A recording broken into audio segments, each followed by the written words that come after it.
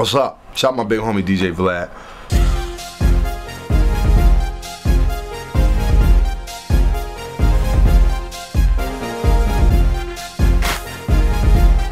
Man, I've been I guess my early roots, you know what I mean? I grew up, you know, I'm 28 going on 29, so I grew up in the hip hop generation, you know what I mean? I remember early on, you know, back in Philly, you know what I mean, the older kids making us say the roof is on fire, we don't need no water, let it burn. I found out later that was a motherfucker in there, but you know what I mean, when I was 6 or 7, they didn't really tell me that. The first record I ever got was this record called Street Rap, and it had a lot of songs on it. It had Rockbox, Run DMC, it had Request Line, and it had UTFO, Roxanne. So that, you know what I mean, that always stuck out to me. You know, I knew that song from beginning to end. Yo Kango, yo, what's up, girl? Here go that girl they call Roxanne. She's all stuck up. Why you say that? You know what I'm saying? When I got around like 12 or 13, I went to the movies to go see Juice. You know, like everybody else did at the time, if you was into hip-hop in 92 and whatnot. You know what I mean? That was Tupac's first movie, and Omar Epps played a character called GQ, and that was the first time on visually that I really got to see a DJ in action, and it just, you know, it looked real exciting. I like the technical aspect of it. Of course, I love the music, so, you know, I think that was really what made me be like, you know, I want to try that. I want, you know, see if I can do my 1-2 thing with you know, DJing. And I was going into high school, you know, I convinced my mom to give me she got me one turntable and a mixer. So I had turntable, mixer, and a tape deck. So, you know, that was my beginnings of making mixtapes and everything. And you know, around those times, right after I first started DJing, I had gone to New York with my sister. She took me to Harlem 125 when all the vendors used to be out there, and I caught me a SNS Old School Part 2 tape. And that was my first real mixtape, you know what I'm saying? And you know, I was pretty much blown away, just, you know, how SNS put it together, you know, his mic game on it, technical side, everything about it. So, you know, I think early on I was real into the mixtape game, and, you know, Clue was out and Ron G was out, and of course Doo-Wop was out. Doo-Wop made this tape called 95 Live that, you know, in my opinion, pretty much changed a lot of the game. And you know, I guess from there the rest is history, you know what I'm saying? I've been doing my thing ever since. Came to Atlanta in '96 to go to school, and you know, it was a good place for me to be at the time, you know what I mean, being in the AUC. You know, I pretty much, me and my man Sense and Cannon, we ran the parties, you know what I mean, if it was at Clark, if it was at Spelman or Morehouse, you know, every weekend we was working, you know, splitting $150, and you know what I'm saying, when you a college kid, you know, anything helps, you know what I'm saying, so, you know, that was how I started doing my thing.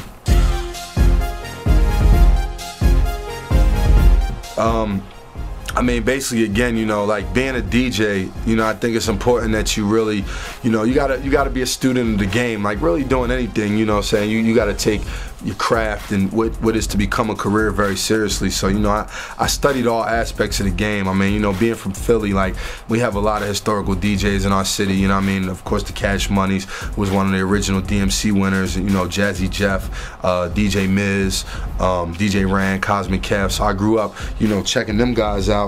And then at the same time, you know, I used to watch early DMC tapes, and, you know, I knew the mixtape game. I mean, I was listening to Clue early on when, you know, he was dropping exclusives. And, you know, then you had people like Qbert that were, you know, coming up with different scratches. And then, you know, I got to see Kid Capri and Biz Markie, you know, in my early days. So, you know what I mean, I got to see the party rocking side. So I studied all elements. But, you know, for me, it was just always something about the mixtapes, always something about mixtape DJs that kind of always geared me in that direction, you know. So I did my first mixtape after Doo-Wop did 95 Live, and I was influenced by that. It was a tape called Illadelph.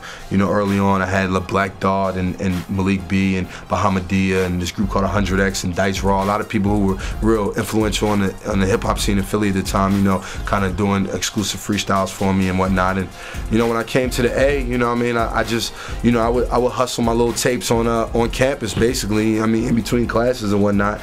You know, soon enough, tapes turned into CDs, and, you know, I was on my grind. I mean, whatever it needed to be done. I mean, I used to spend hours at Kinko's, you know, pretty much raping them. Like, you know them cards that Kinko's got right now, so you can't, like, just go and make copies? I had something to do with that. I hate to say it, but I mean, like, I got Kinko's for a lot. You know what I mean? I shout to them. I really appreciate all your help. You helped me do a lot of covers and everything. And, you know, I just, you know, when I felt like you know, I was real. I got a hustler spirit, a hustler's ambition. So, you know, when I didn't necessarily get the love from, you know, the mainstream radio stations in Atlanta, or, you know, promoters wasn't booking me, I said, you know, I'm just going to do my thing. You know what I'm saying? I mean, you know, I was still getting work in those directions and still doing college radio, but, you know, mixtape was my business card, even when, you know, other people might not be checking for you. You know what I'm saying? I made my mixtapes, and, you know, every week I was just dropping and you know what I mean, handing them hand to hand just wherever I went. You know what I'm saying? And, you know, I started to, you know, eventually